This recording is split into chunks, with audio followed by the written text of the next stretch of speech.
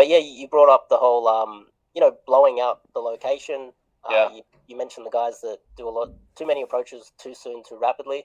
I'd Hmm. say that's a byproduct of guys that are working full time and they've got a 4 hour session to get some game done, and they'll go out and then they'll just utilize that 4 hours on a Saturday lunchtime and then just go hard. Um, there is one guy in Sydney that like he will post, Jocko Willink, the um, the guy that wrote the book Extreme Ownership. He's like a Navy I don't SEAL. know him. Yeah. What he does is he posts a photo of his watch, and it's always like 3 a.m. and there's sweat because he's 4 a.m. or 6 a.m. He's like there in the gym.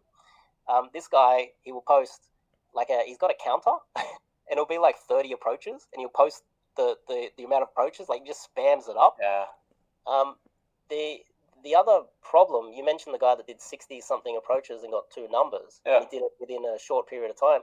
The other things that a lot of them misunderstand is that when you do the approach, she might have seen you do an approach just before. She might Hmm. have spotted that. After you approach her, if you're doing so many approaches, she might then see you approach another girl, and these are going to ruin your numbers. This is why these guys have so much bad results. There's so many factors involved in this. The other factor is you'll see two guys walking down the street. One guy will do an approach. The other guy will stand in the open and observe the approach, Yeah. and she can see Fucking that. creepy. Yeah. Yeah. Like she can see there's an onlooker that is with the guy, and he's waiting for him. And when he finishes the approach, gets the number, he goes to his wing, and she's walking along. She's like, "Oh, that guy was lively, whatever, I don't know." And then she looks back. She's like, "Oh, there was a guy watching us the whole time. Oh my Especially god." when it was when it was a creepy approach, you would think like, oh, was it a hidden camera? Was like, what was it? Well, You know?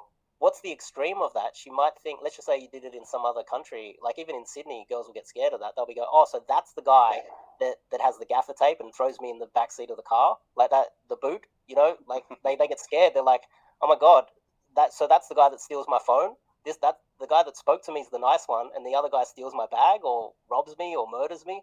So a lot of the guys they don't have the situational awareness, and they're not aware that the girl's going to see these other factors, and that's why they get so many flaky numbers. Often, when I would tell guys, "Hey, she just saw that. Your wing's standing there watching." He's like, doesn't matter, man up, and so they struggle to get the dates and the lays. And you also mentioned burnout.